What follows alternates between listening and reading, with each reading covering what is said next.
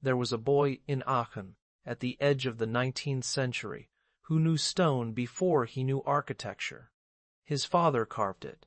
Not monuments or cathedrals, but practical masonry, the lintels and thresholds of houses, the edges where one surface met another and had to be made to fit. The work was about precision, about joints and bearing loads, about knowing what stone could do and where it would fail. The boy's name was Ludwig, though no one called him that for long. He was Mies, and later, when he needed a name that sounded more substantial, he would add his mother's surname and become Mies van der Rohe, which had a certain gravity to it, a ring of old families and inherited knowledge, though there was no inheritance and no old family, only the workshop and the stone dust and the patient work of making edges meet.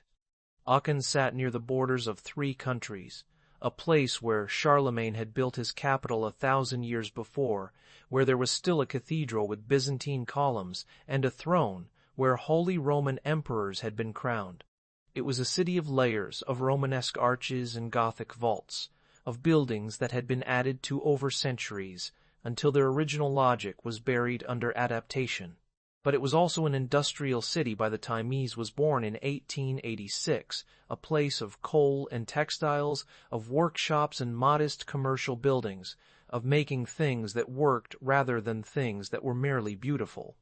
His father's workshop was part of that world. It served builders and contractors, not artists or patrons.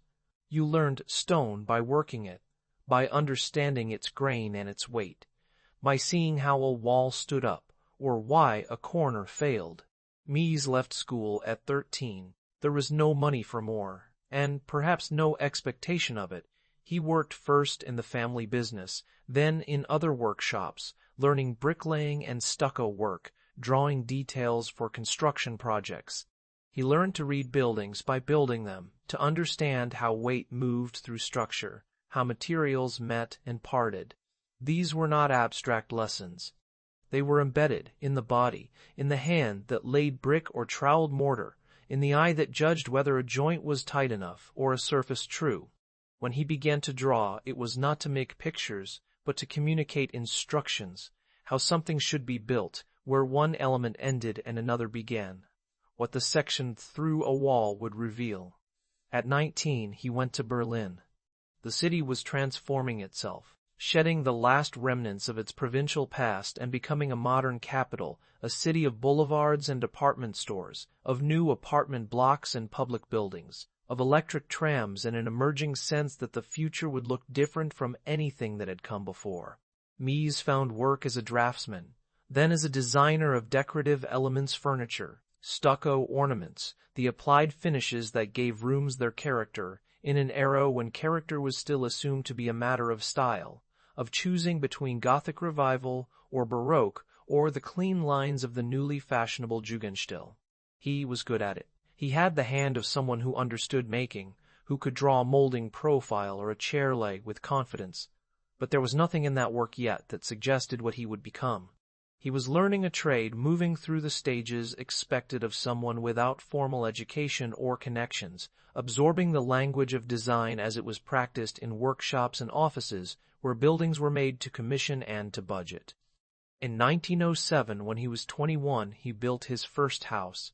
It was for a professor of philosophy, Alois Riel, and it sat on a wooded hillside in Potsdam, just outside Berlin.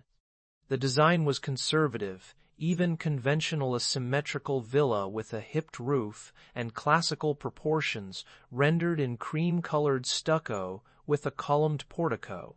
It looked like the kind of house a successful academic might want, dignified and unpretentious, rooted in the tradition of Prussian neoclassicism that still shaped the way cultivated Germans thought about domestic architecture.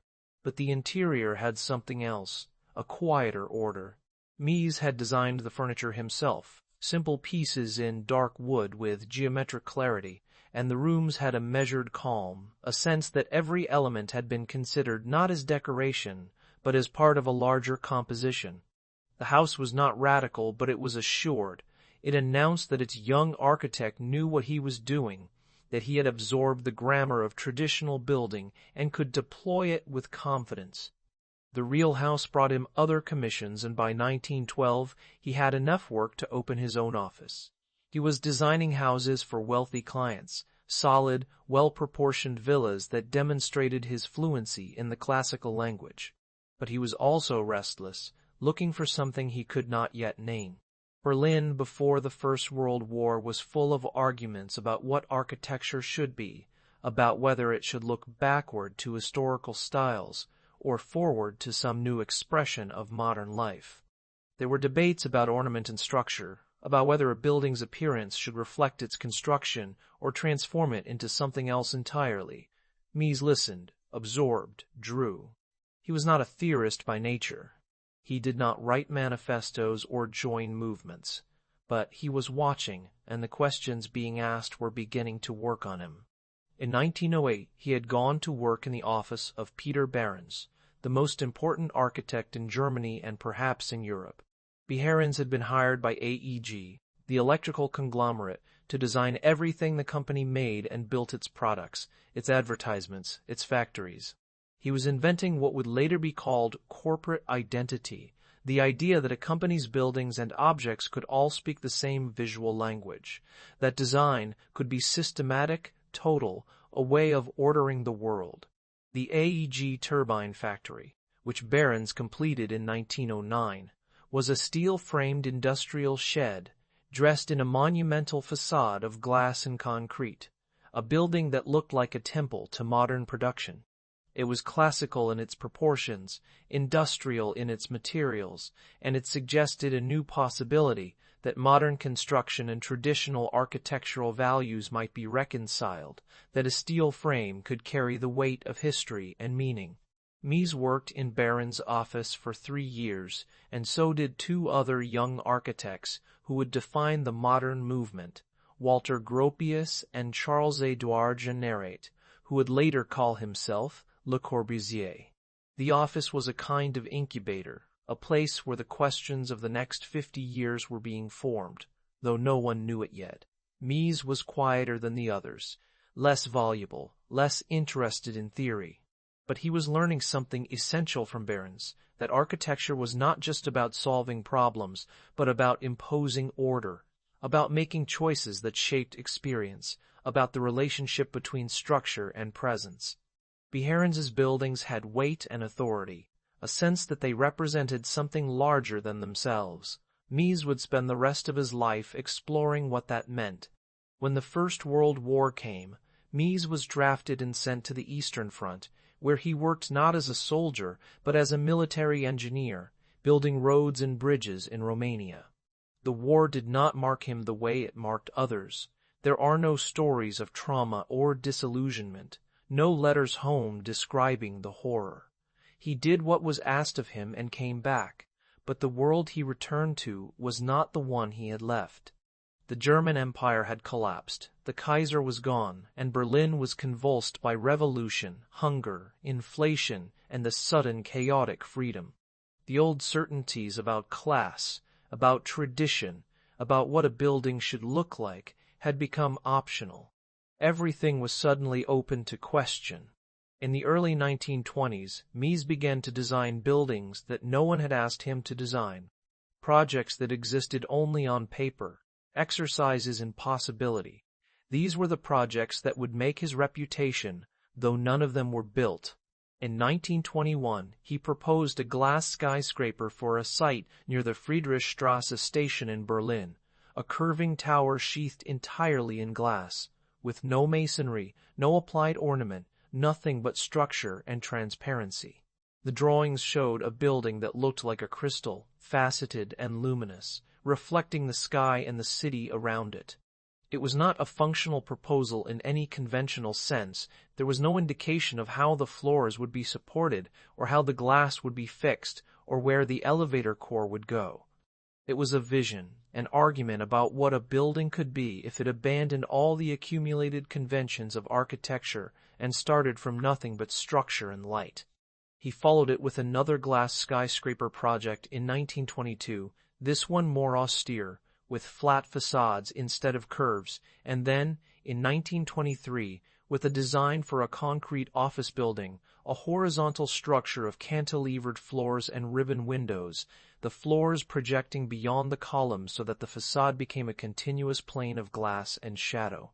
These projects were published in avant-garde magazines and exhibited in galleries, and they made Mies a figure in the conversation about modern architecture, one of the voices arguing for a new kind of building, a new relationship between structure and surface, between inside and outside. But they were still just drawings. He had not yet built anything that embodied these ideas. In 1926 he got the chance. The Weissenhof estate was a housing exhibition in Stuttgart, an attempt to demonstrate what modern architecture could offer for the problem of mass housing in post-war Germany. The project was organized by the Deutscher Werkbund, and Mies was chosen as the artistic director, responsible for selecting the architects and planning the site. He invited 16 architects, including Gropius, Le Corbusier, and J.J.P. Eudes, and he gave them a sloping site on the edge of the city and asked them to design houses that used new materials and new construction techniques, houses that looked like the 20th century rather than the 19th. The estate opened in 1927, a hillside of flat roofs and white walls and bands of windows, and it was hailed and condemned in equal measure. Conservatives saw it as a betrayal of German tradition, a surrender to internationalism and functionalism. Modernists saw it as a manifesto. Mies himself designed an apartment block for the site, a long, low building with a steel frame and large windows, its interiors organized around flexibility walls that could be moved, spaces that could be adapted to different needs. It was a demonstration of ideas he had been thinking about for years, that modern construction made it possible to separate structure from enclosure, that the wall no longer had to hold up the building, that space could be organized in new ways. At Weissenhof he also showed the furniture he had been designing, chairs of bent steel tubing and leather, cantilevered so that they seemed to float, supported not by four legs but by a single continuous curve of metal. The chairs were light and elegant and utterly unlike anything that had come before, and they became as famous as his buildings, perhaps more so. They were objects that embodied the same principles, that structure should be visible, that materials should be used according to their own logic, that ornament was unnecessary if the form itself was resolved. By the late 1920s, Mies had become one of the central figures in the emerging modern movement, though he was still building very little. His reputation rested on projects, on exhibitions, on the force of his ideas and the clarity of his drawings. But in 1929, he completed a building that changed everything. The German pavilion for the Barcelona International Exposition was not a functional structure in any ordinary sense. It was a temporary pavilion, built to represent Germany at a World's Fair, a building that housed no collection and served no program other than to exist, to be experienced, to make an argument about what architecture could be. Mies designed it as a sequence of spaces defined by plains walls of marble and onyx and glass, standing free, not enclosing rooms but shaping movement, creating paths and views and moments of pause. The pavilion sat on a plinth of travertine, and a shallow pool reflected the sky and the marble. There were only a few elements. 8 steel columns, chrome-plated and cruciform in section, holding up a flat roof. The marble walls richly veined, the glass walls transparent and reflective. The water, the furniture including a chair, Mies designed specifically for the pavilion. A wide, low seat of leather cushions on a steel frame, shaped like a throne but stripped of all historical reference, pure in its geometry and its materials. The building was open and closed at the same time, defined and flowing. You moved through it slowly, discovering how one space became another, how the reflections in the glass and water multiplied the surfaces, how light changed the appearance of the marble depending on the time of day. It lasted less than a year. The pavilion was dismantled after the exposition closed, but it became the most famous building of the decade, reproduced in photographs and drawings, analyzed and imitated, a touchstone for anyone trying to understand what modern architecture might be. The Barcelona Pavilion was not about solving a practical problem. It was about demonstrating a way of thinking, about showing that modern materials, steel and glass and polished stone, could be assembled into something that had presence and serenity, that was rooted in the classical tradition of proportion and order, but freed from historical reference. It was expensive. The marble was imported from the Alps in North Africa. The glass was plate glass, perfectly clear. The steel was finished to a jeweler's precision. It was a building for a government that wanted to announce its recovery from war and its embrace of modernity, and Mies gave them a building that looked like nothing else, a building that suggested that modernity did not have to mean functionalism or austerity, that it could be luxurious, contemplative, even sublime. At almost the same time he completed another building that would become equally famous, the Villa Tugendhat in Brno, Czechoslovakia, a house for a wealthy industrialist and his wife. The house sat on a sloping site with views over the city, and Mies organized it so that the main living space was on the middle level, a single large room divided not by walls but by freestanding elements, a curved wall of Macassar ebony, a wall of onyx, the same cruciform steel columns he had used in Barcelona. The exterior was restrained, almost blank on the street side, but on the garden side the wall was entirely glass, floor-to-ceiling windows that could be lowered electrically into the basement, so that the room opened completely to the terrace and the landscape beyond. The clients wanted a modern house, and Mies gave them a space that redefined what domestic life could be: open, flowing, filled with light, every detail designed and controlled, from the furniture to the door handles to the way the curtains hung. The house was as expensive as Barcelona Pavilion, perhaps more so, and it required the same obsessive attention to detail. The clients, Fritz and Briet Tugendhat, were initially overwhelmed by it. They had expected something more conventional, more enclosed.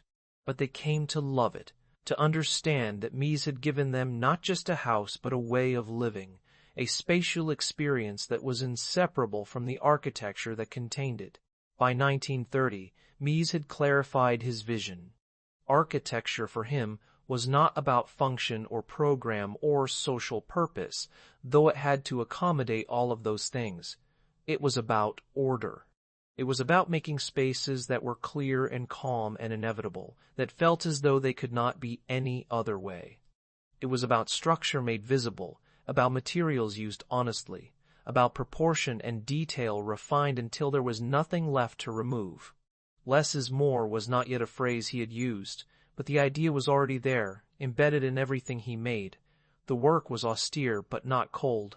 The materials were rich marble and onyx and ebony and steel, and the spaces had a ceremonial quality, a sense that simply being in them was meant to be a heightened experience.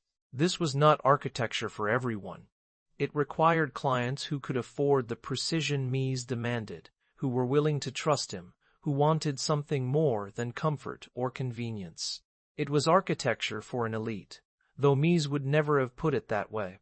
He spoke about universal principles, about structural clarity, about the logic of modern construction. But the buildings he made were not universal. They were singular, specific, expensive, reserved for those who could pay for perfection. And then, just as his vision clarified, the world collapsed again. In 1930, at the urging of Gropius, Mies was appointed director of the Bauhaus, the most famous art and design school in Europe, a place that had become synonymous with the modern movement. Gropius had founded it in 1919, and under his leadership it had become a laboratory for new ideas about design, pedagogy, and the relationship between art and industry. When Gropius left in 1928, the school moved from Dessau to Berlin, and by the time Mies took over, it was already in trouble. The political climate in Germany was darkening. The Nazis were gaining power, and the Bauhaus, with its internationalism and its modernism and its association with left-wing politics, was an obvious target. Mies tried to save it. He depoliticized the curriculum, reduced the staff, moved the school to an old factory building in Berlin, tried to keep it running as a purely educational institution, free of ideology. But it was impossible. In April 1933, a few months after Hitler became chancellor, the police raided the Bauhaus, sealed the building, and arrested some of the students. Mies negotiated with the authorities, tried to find a way to continue, but by summer it was clear there was no future for the school in Germany. He called a meeting of the faculty and proposed closing the Bauhaus voluntarily, and they agreed. It was over. Mies stayed in Germany for another 4 years. He kept his office open, entered competitions, proposed buildings that were never built. He did not join the Nazi Party, but he did not leave either. He designed a pavilion for a government exposition, submitted a proposal for the Reichsbank, tried to find work within the new order.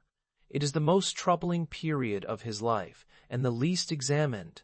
He was not a collaborator in any active sense, but he was not a resistor either. He was pragmatic, or perhaps simply stubborn, unwilling to give up the possibility of building in Germany, hoping that the regime might still allow space for modern architecture, even as it became clear that the Nazis favored a monumental neoclassicism that had nothing to do with his ideas. By 1937 it was obvious there was no future for him there. He was 51, too old to start over, and he had built almost nothing in years. But an opportunity appeared. The Armour Institute of Technology in Chicago, later renamed the Illinois Institute of Technology, was looking for a new director for its architecture program, and Mies was offered the job. In August 1938, he left Germany for the United States. He would never return. Chicago was not Berlin. It was bigger, louder, more commercial, less cultured. It had no tradition of state patronage for architecture, no history of avant-garde movements, or philosophical debates about design. But it had something else, a building tradition rooted in steel-frame construction, in the office towers and warehouses and industrial buildings that had been built after the Great Fire of 1871.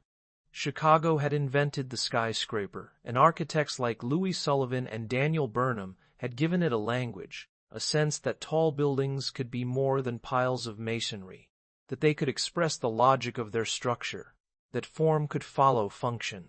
Mies admired Sullivan, saw in his work a clarity and honesty that aligned with his own instincts. Chicago, he thought, might be a place where his ideas could find a home. He started teaching at Armour in the fall of 1938. The program was small, underfunded, housed in inadequate buildings. But Mies had authority and he used it. He rebuilt the curriculum around a single idea, that architecture was a discipline, that it required method and rigor, that students should learn to build by understanding structure and materials, not by copying styles or inventing forms. He made them draw the same exercises over again until they understood the principles. He emphasized construction, proportion, detail. He was a demanding teacher, quiet but exacting, and students either embraced his approach or left. His English was limited at first, but it did not seem to matter. He taught by example, by drawing, by showing students how to look at buildings and understand what made them work or fail. In 1939, Armour asked him to design a new campus. The existing buildings were scattered and outdated, and the school wanted to rebuild on a large industrial site on the south side of Chicago. Mies proposed a plan based on a grid, a system that could accommodate growth and change without losing coherence. The buildings would be simple, rectangular volumes of steel and brick and glass, organized around courtyards, each one a variation on the same structural vocabulary. The system was modular, rational, and flexible, a framework that could be added to over time. It was not a master plan in the traditional sense, with grand axes and monumental buildings. It was a field, a kit of parts, an order that was open-ended. The first building, completed in 1943, was a modest structure, a heating plant and power station. It was not glamorous, but Mies treated it with the same care he had given to the Barcelona Pavilion or the Tugendhat house. The exterior walls were dark red brick, laid with precise joints. The steel frame was expressed clearly, the columns and beams visible and articulated. The proportions were calm and measured. It looked like what it was, a utility building, but it also looked like architecture, like something that had been thought through and made with attention. Over the next 20 years, Mies would design more than a dozen buildings for the IIT campus, and each one refined the same language: steel frame, brick infill, large windows, flat roofs. The vocabulary was limited, but within those limits there was endless variation, subtle adjustments in proportion and detail, a deepening understanding of what the system could do. While he was building the campus, he was also designing houses. In 1945, he designed the Farnsworth House, a weekend retreat for Edith Farnsworth, a doctor who had heard Mies speak at a dinner party and decided she wanted him to design a house for her.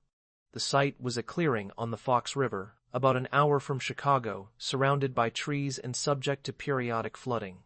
Mies proposed a single-room house, a glass box raised above the ground on steel columns, the floor and roof, two horizontal planes suspended in space. The walls were entirely glass, transparent on all sides. There was no privacy, no enclosure, only the landscape and the structure that held it at bay. A smaller platform, accessible by wide steps, served as an entrance terrace. The columns were I-beams, painted white, and the floor and roof were steel plates, also white. Inside, the space was one open room, with only the service core kitchen, bathrooms, utilities enclosed in wood panels. The rest was continuous, defined not by walls but by furniture and partitions. The house took years to build and far exceeded the budget. Mies and Farnsworth fought about money, about details, about the compromises Mies refused to make. By the time the house was finished in 1951, their relationship had broken down completely, and Farnsworth sued him for overcharging and for building a house that was uninhabitable, too hot in summer, too cold in winter, with no privacy and no place to hide. She lost the lawsuit, but she had a point. The house was not designed for comfort. It was designed as a statement, a demonstration of an idea that architecture could be reduced to almost nothing, that a building could be nothing but structure and glass and space, that the boundary between inside and outside could dissolve. Standing in the house, surrounded by glass, you were neither inside nor outside. You were suspended, held within a frame that refused to protect you or shut out the world. It was beautiful and uncomfortable, serene and unlivable, a house that asked more of its occupant than most people were willing to give. At the same time, Mies was working on a different kind of domestic project, the Edith Farnsworth's opposite in almost every way. In 1945, he began designing a series of courtyard houses, projects for wealthy clients who wanted houses that combined privacy and openness, enclosure and light. The courtyard houses were never built, but Mies kept returning to the idea, refining the plan over years. The houses were organized around enclosed courtyards, walls that surrounded the site completely, shutting out the street and the neighbors, and within those walls the rooms opened onto private gardens and pools. The exterior was blank, unreadable. The interior was a sequence of spaces flowing into one another, with the glass walls opening onto the courts.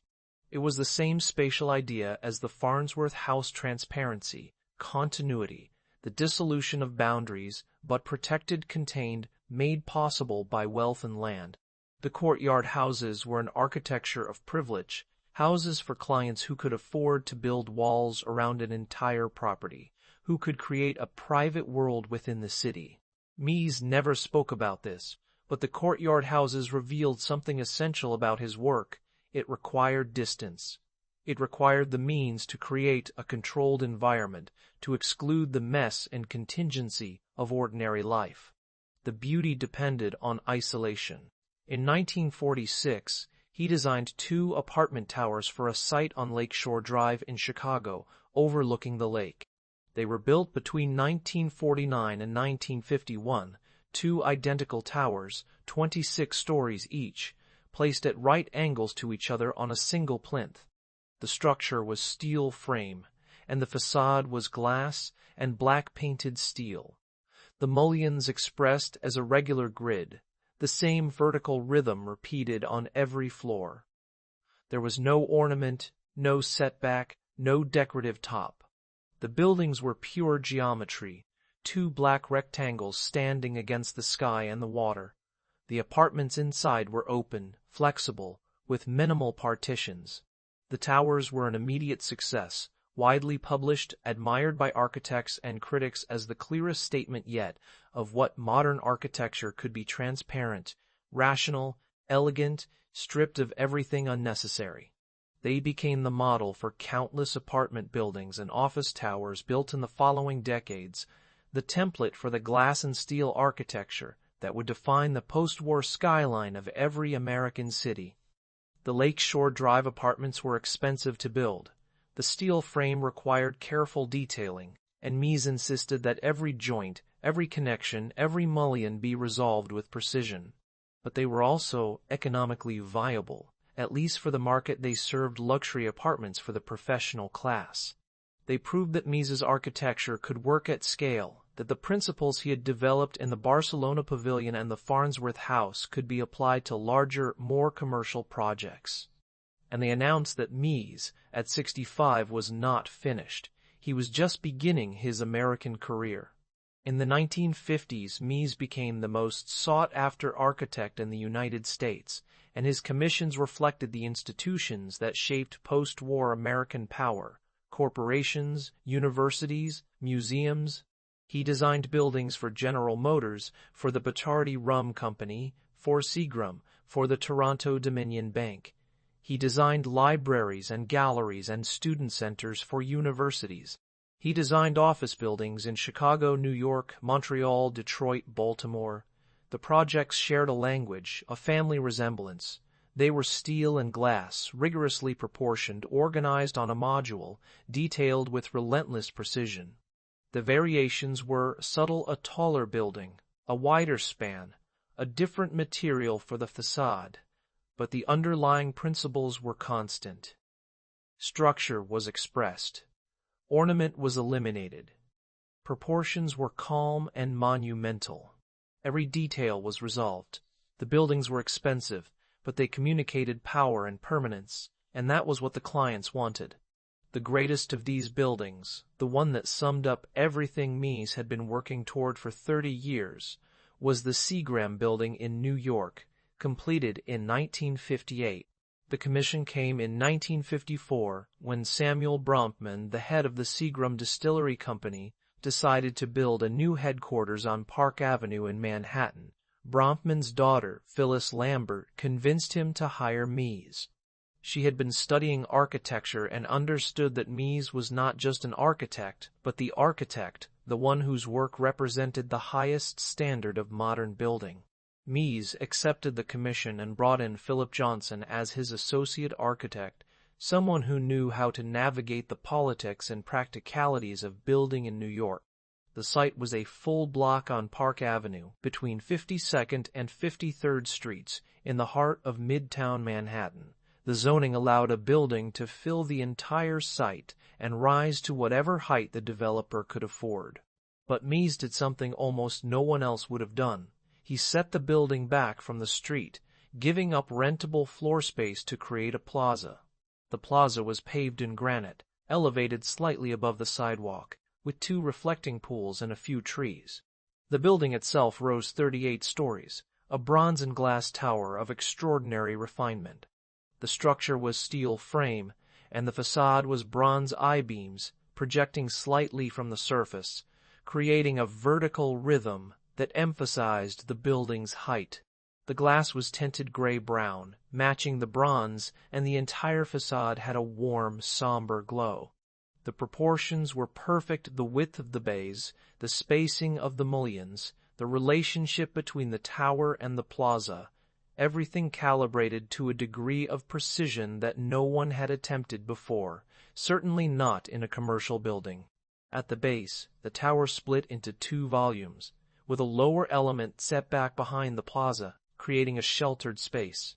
Inside, the lobby was clad in travertine, with a ceiling of bronze and glass, and the elevator cabs were paneled in bronze and leather.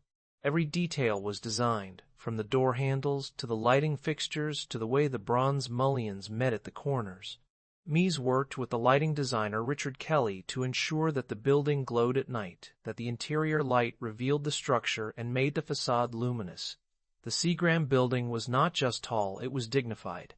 It stood on its plaza like a monument, refusing the aggressive density of the city around it, asserting a different value, not maximizing profit, but making architecture that had presence and authority, that represented permanence and power. The building cost more per square foot than any office building yet constructed. Bronfman was willing to pay for it, because he understood that the building was not just a headquarters but a symbol, a statement about the company's identity and its aspirations, and Mies delivered exactly that. The Seagram building became the most famous office tower in the world, the standard against which all corporate architecture would be measured. It was imitated endlessly, but the imitations missed the point. They reproduced the surface glass and bronze, a tower on a plaza, but not the precision, not the obsessive attention to proportion and detail that made the Seagram building more than just a formula. Mies had proven that modern architecture could be monumental, that it could work at the scale of the city and the corporation, that it could be both rational and sublime. And he had done it by refusing every compromise, by insisting that the building cost what it cost, that every joint be resolved, that every proportion be right. The Seagram building opened in 1958, and Mies was 72. He could have stopped. He had built the defining work, the building that summed up his entire philosophy. But he did not stop. He continued working, continued refining the vocabulary, continued accepting commissions. Between 1958 and his death in 1969, he designed and built more than a dozen major buildings, each one a variation on the themes he had been exploring since Barcelona. He designed the Bacardi headquarters in Mexico City, a single-story pavilion of steel and glass, raised on a platform, surrounded by reflecting pools. He designed the Toronto Dominion Centre, a complex of office towers in downtown Toronto, all black steel and glass organized on a plaza. He designed the new National Gallery in Berlin, a single-room museum with a vast steel roof supported by 8 columns, the roof hovering over a glass-walled enclosure, the entire structure raised on a stone plinth, with the galleries below ground. The National Gallery was his last major building, completed in 1968, and it returned to the idea of the Barcelona Pavilion, a building that was almost nothing, a roof and columns and glass, a space defined by proportion and light, a gesture of clarity and order. But by the time the National Gallery opened, the world had changed. The consensus that had made Mies's work possible, the belief in progress, in rationality and the universality of modern architecture, was collapsing. Students were rioting in the streets of Paris and Berlin and Chicago. Cities were burning. The Vietnam War was dragging on. The environmental movement was beginning to question the costs of industrial society. And in architecture, a new generation was turning against the principles Mies represented. Robert Venturi, in his 1966 book Complexity and Contradiction in Architecture, had written, "Less is a bore," a direct challenge to Mies's most famous dictum. Venturi argued for an architecture that embraced ambiguity, contradiction, historical reference, ornament, all the things Mies had spent his life eliminating. Postmodernism was beginning, and it defined itself in opposition to Mies, to the glass box, to the idea that architecture should be reducible to structure and order. Mies did not respond to the criticism. He was not a polemicist, and he was too old to argue. He kept working, kept building, kept refining the same ideas. He had said once, in a lecture, that he was not interested in inventing new forms or solving new problems. He was interested in making architecture that was true, that was clear, That was inevitable, and that required discipline, repetition, patience. He was not looking for novelty. He was looking for perfection, for the resolution of questions that could never be fully resolved, only approached. Each building was an attempt to get closer. By the mid-60s, his health was failing. He had always been a heavy smoker, and his lungs were giving out.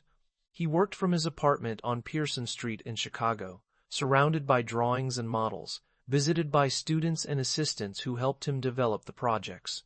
He still went to the office, still reviewed every detail, but the work was harder.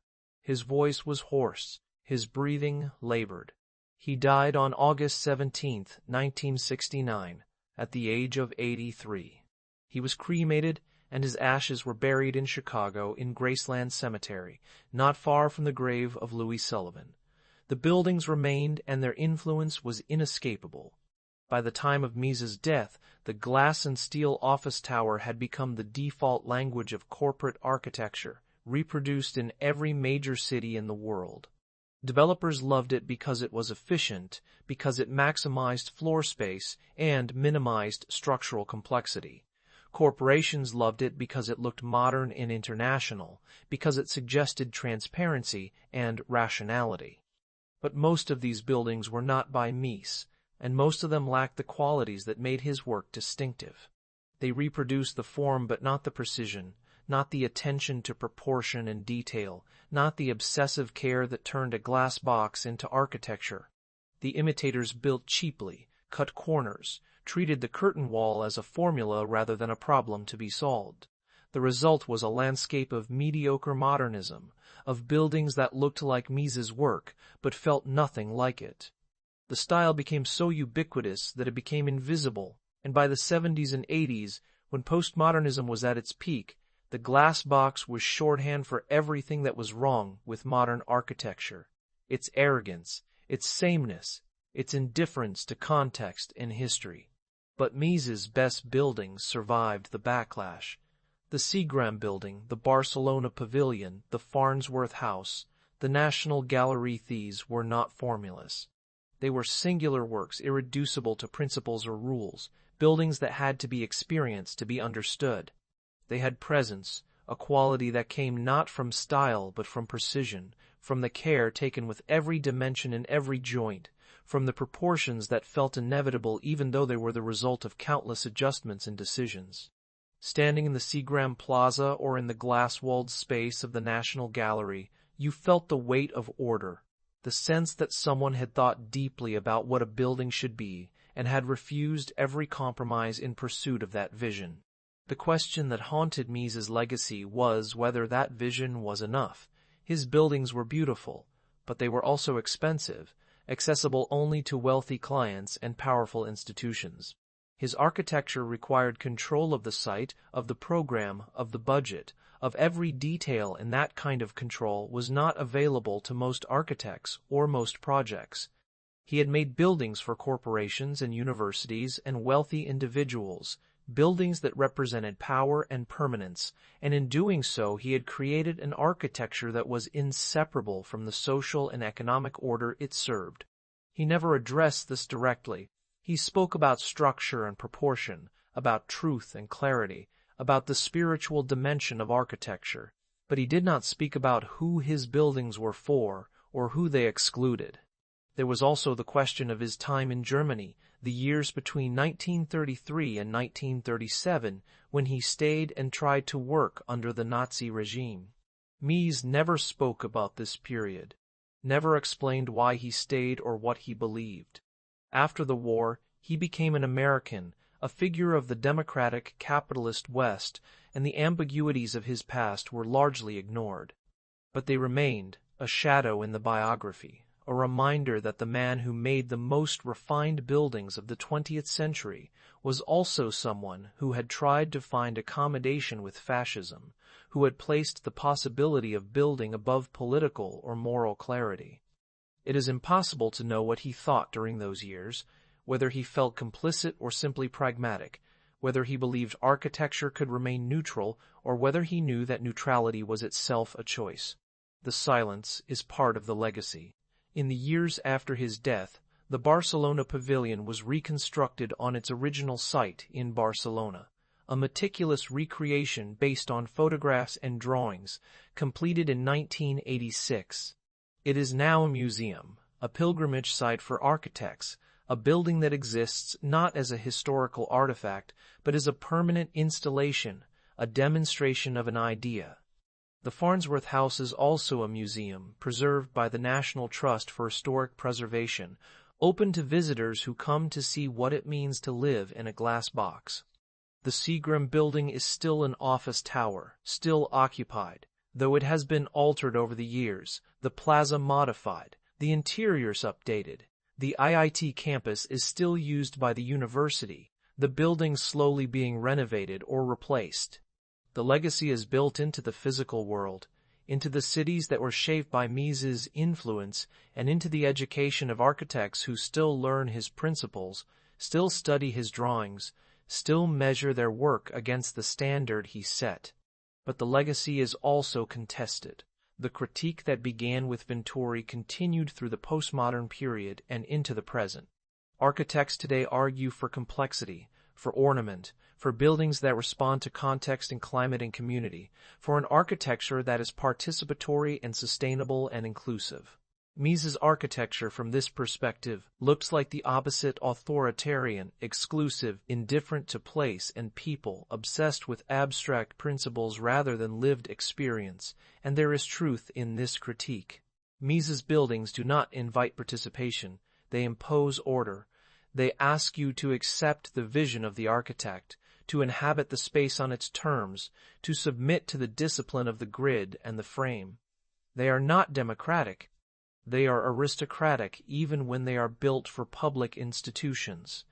They assume a world in which architecture is made by masters for clients who can afford mastery, a world in which refinement and precision are the highest values, worth more than flexibility or economy or comfort. And yet, standing in front of a Mies building or inside one, it is hard not to feel the force of what he was after. The Seagram building still stops you, even now, even after decades of glass towers that tried to copy it.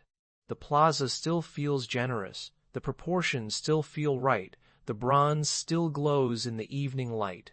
The building has weight, not physical weight but a kind of gravitas, a sense that it was made to last, that it represents something more than the company that commissioned it. The same is true of the National Gallery in Berlin, where the roof hovers over the glass walls and the space inside is luminous and calm, or the Farnsworth House, where the glass makes you aware of the trees and the river and the passage of time in a way that no enclosed building could. These are not buildings that solve problems or accommodate needs. They are buildings that create experiences, that shape how you move and see and feel. They are, in the fullest sense, works of art. Mies believed that architecture was not about self-expression or novelty. It was about making order, about finding the essential structure of a problem and expressing it with clarity and precision. He believed that there were principles, universal principles, that governed proportion and composition, and that the architect's task was to discover and apply those principles, not to invent new ones. This was an unpopular position by the end of his life, and it has become more unpopular since. Contemporary architecture prizes innovation, responsiveness, the unique solution to the unique problem. But Mies was after something else. He wanted to make buildings that were not merely solutions, but archetypes, buildings that would stand outside of time, that would be as true in 100 years as they were on the day they opened. Whether he succeeded is a question that cannot be answered by criticism or theory. It can only be answered by the buildings themselves, by whether they continue to matter, to move people, to shape the way architects think and see. And by that measure, Mies succeeded. His buildings are still studied, still visited, still argued about. They are still the reference point, the standard against which others are measured. You can reject his principles, you can argue for a different kind of architecture, but you cannot ignore him. He made the question unavoidable: what should a building be? What does it mean to make something clear, something true, something that refuses every compromise, and in making that question central, in refusing to settle for anything less than the resolution he imagined, he changed the course of architecture. He made less into more. The cost of that achievement was high. It required wealth, control, and a kind of single-mindedness that left little room for doubt or accommodation. It required clients who trusted him, who were willing to pay for the precision he demanded. It required a particular moment in history, a moment when modern architecture seemed like the future, when corporations and universities wanted to associate themselves with clarity and order and progress. That moment passed, but the buildings remain, standing in cities that have grown chaotic and dense and unplanned around them, offering a vision of what architecture might be if it refused the pressures of economy and expediency, if it insisted on order and proportion and care. They are reminders of a discipline that is almost impossible now, a discipline that required time and money and patience, and a belief that architecture was worth the effort. Mies believed it was, and he spent his life proving it, building it, one column and one corner and one pane of glass at a time, until there was nothing left to remove.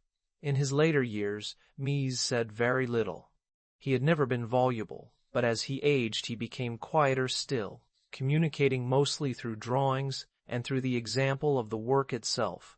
There is a photograph from the mid-60s that shows him standing in the Seagram Plaza, an old man in a dark suit, looking up at the building, cigar in hand.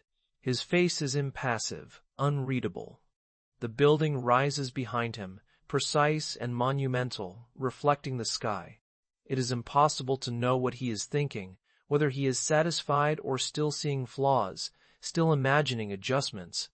But the photograph captures something essential about him, the quietness, the reserve, the sense that the work is the only statement that matters. He did not write much, and what he wrote was spare, almost aphoristic. Architecture is the will of an epoch, translated into space. God is in the details. I don't want to be interesting. I want to be good. These statements have the weight of conviction, but they do not explain much. They do not tell you how to design a building or why one proportion is better than another. They are assertions, declarations of faith. Mies did not argue for his principles, he demonstrated them. The buildings were the argument, and they were meant to be sufficient. For those who worked with him, the experience was both inspiring and demanding. He expected total commitment, total attention to the work. He did not tolerate carelessness or compromise, but he also gave his assistants and students a model, a way of thinking about architecture that was rigorous and disciplined and focused on essentials. Many of the architects who studied with him or worked in his office went on to become influential in their own right, carrying forward aspects of his approach, even as they adapted it to their own concerns. Others rejected him, turned toward different values, sought an architecture that was less controlled, more open to accident and context.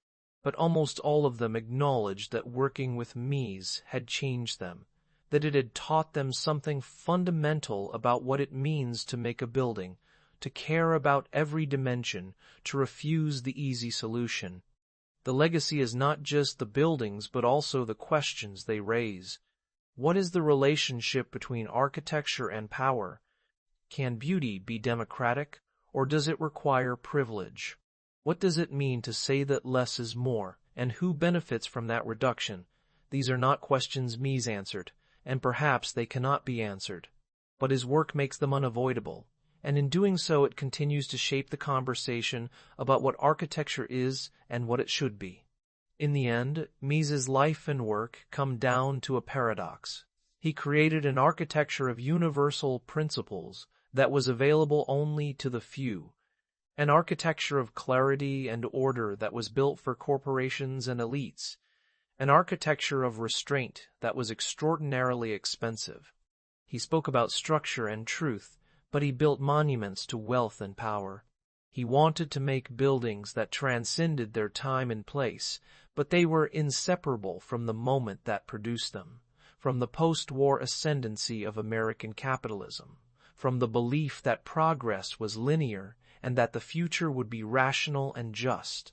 That moment passed, and the world became more complex, more contested, more aware of the limits and costs of modernity. But the buildings are still there, and they still ask the same questions. What does it mean to make something clear? What does it cost to refuse compromise?